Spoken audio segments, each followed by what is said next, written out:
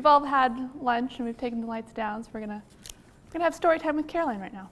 All right.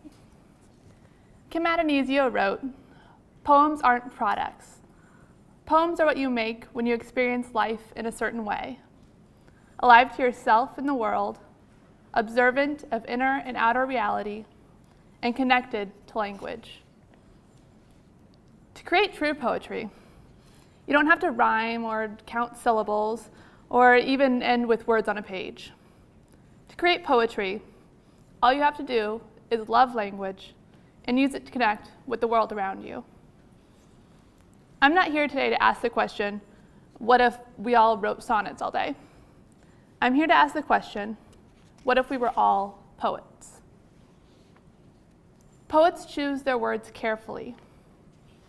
When writing a poem, poets can't be frivolous with their language.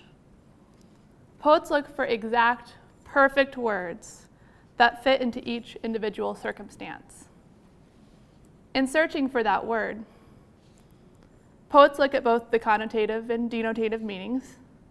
They think about how the word will be perceived by others. And they ask themselves how the words interact with the languages around them and how the phrases sound together. If we were all poets, we would take so much more care when selecting the words we use. We wouldn't jump to say the first response that popped into our minds. We would think about what we really wanted to say and how to best convey that message. We would understand each other better, and miscommunication would be a thing of the past. Poets take time to observe the world. Going back to the Kim Adenizio quote, poets are alive to themselves in the world. They are observant of inner and outer reality. At their root, poets are observers first. They find ways to take a closer look at the world around them. They pay attention to their own feelings and actions, as well as the feelings and actions of others. If we were all poets, we would all take the time to really observe the world and the people around us. We could understand each other better. We would take the time to notice how people are affected, would only improve our interpersonal communication and strengthen our relationships with people. Observing the world also means that we better understand how the world affects ourselves. This would improve our interpersonal communication, and we would understand ourselves better. Taking more time to observe the world also means noticing what is and isn't working within it. We can work to notice small, easy fixes, like moving a recycling bin from a forgotten corner to a high traffic spot.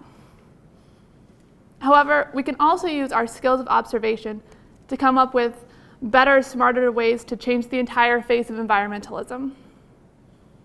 Taking time to observe the world means making the world a smarter, better place. Poets use metaphors to better understand and make connections in our world.